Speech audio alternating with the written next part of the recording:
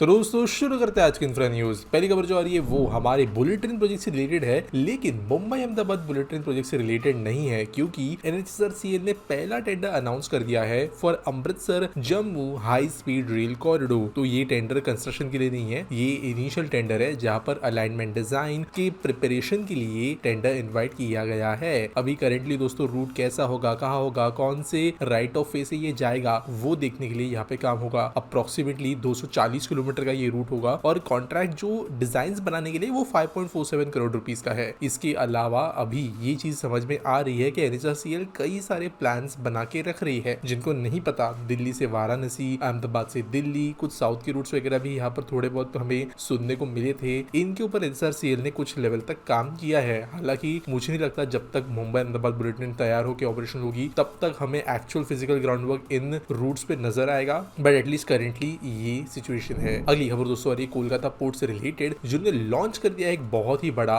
River front revamp drive. 1000 crore की investment इसके लिए एक्सपेक्टेड है। अब जो लोग नहीं समझ रहे कि इन्वेस्टमेंट एक्सपेक्टेड इसका मतलब क्या, तो बेसिकली श्यामा प्रसाद मुखर्जी पोर्ट जो है वो बिडिंग प्रोसेस इन्वाइट कर रहे हैं 20 एकड़ लैंड को डेवलप करने के लिए, और 1000 करोड़ की प्राइवेट इन्वेस्टमेंट इसके लिए एक्सपेक्टेड है, जहां पे इन कंपनीज को डेवलपमेंट के बदले में फेरस व्हील लगाना, कमर्शियल हब ऑपरेट करना, इन जैसी चीजों को बनाने का मौका मिलेगा। इसके लिए 10 प्लॉट्स जो है उनको पहले ही सक्सेसफुली बिड आउट कर दिया गया था। हालांकि एक्चुअल रिवरफ्रंट डेवलपमेंट पे कोई काम हो नहीं रहा है, तो ये काइंड ऑफ सेल नहीं है, लेकिन 30 ईयर के लीज मॉडल्स है जिसके पैसों को इस्तेमाल करते हुए रिवरफ्रंट को डेवलप किया जाएगा। अगली खबर दोस्तों और ये मोटोरोला सॉल्यूशन से रिलेटेड, जिन्होंने लीज किया है एक 200 सीट का management office at space operator smart works in Kolkata centre. तो अभी मोटोरोला का भी स्मार्टफोन प्रेजेंस जो बीच में कम हो गया था वो धीरे धीरे बढ़ता हुआ नजर आ रहा है, तो अकॉर्डिंगली वो अपना प्रेजेंस बढ़ा रहे हैं। वैसे ये 60 महीने का ही टेनर की लीज है, जहां पर अभी अगर देखा जाए तो इनका 1,10,000 स्क्वायर फीट स्पेस कोलकाता में हो गया है। पिछले साल 2 लाख स्क्वायर फीट बेंगलुरु में खरीदा था। मुंबई में 5,57,000 स्क्वायर फीट स्पेस इन्होंने लीज किया था,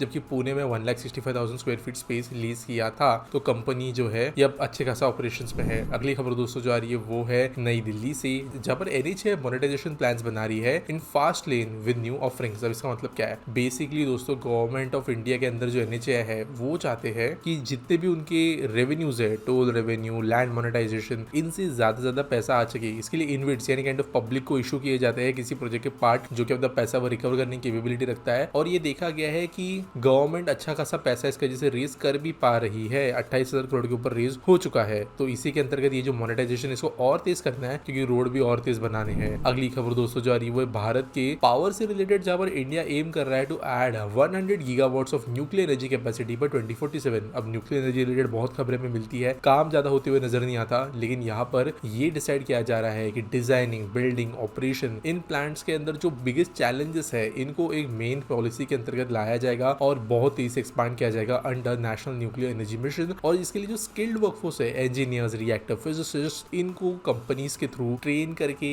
टेक्निकली केपेबल बनाने का काम होगा, और न्यूक्लियर सेक्टर में इसकी वजह से 1.5 लाख जॉब्स क्रिएट होंगे ऐसा बोला जा रहा है। तो हाई प्रोबेबिलिटी है कि अगर आप एक इंजीनियर हो तो आप न्यूक्लियर रिएक्टर के अंदर जो भी काम होते हैं उसमें अगर स्पेशलाइजेशन लेते हो और पॉलिसी ठीक से चलती है तो ये आगे बढ़ेगा। वैसे करेंटली सिर्फ 11,000 लोग है देश के अंदर जो न्यूक्लियर पावर प्लांट्स के अंदर काम करते हैं, तो ऑब्वियसली यहाँ पर संख्या बहुत ज्यादा बढ़ाने की जरूरत पड़ने वाली है। अगली खबर दोस्तों जो आ रही है वो है सेंट्रल गवर्नमेंट के अप्रूवल के बाद में आए गए एक बहुत बड़े टेंडर से रिलेटेड, जो कि ये बेंगलुरु मेट्रो के अंदर का लंबा मेट्रो फेज 3। तो दोस्तों वैसे 1 साल पहले सेंट्रल गवर्नमेंट ने अप्रूवल दे दिया था, अभी जो है टेंडर डिजाइन किया गया है। ये प्रोजेक्ट काफी कॉम्प्लिकेटेड होगा, डबल डेकर वायरडेक डिजाइन, मेट्रो टैक फ्लाईओवर्स को कई जगहों पे एक साथ इंटीग्रेट किया जाएगा। तो इसके लिए जो है टेंडर इनवाइट किया जाएगा। 30 स्टेशन इस वाले लाइन में होंगे और कई important areas Mysuru road, JP Nagar, Kamakhya, करदनहाली, हो सके हाली, केएचपी कॉलोनी, एक जैसे कई इंपॉर्टेंट इंटरचेंजेस एंड जंक्शंस पे और इंपॉर्टेंट एरियाज में ये लाइन कनेक्शन देने वाली है। आज के एसपीटी सवाल के बारे में बात करें तो सोहम मोरे पूछते हैं, why is metro slower then local train, can it be fast? देखो एक बात बताता हूँ, लोकल ट्रेन का अगर आप हाई स्पीड या टॉप स्पीड देखोगे तो वो मेट्रो से ज्यादा निकल कर आता है इन मोस्ट केसेस। अगर हम rapid metro, Delhi metro, airport express की बात करें तो मेट्रो ही तेज है,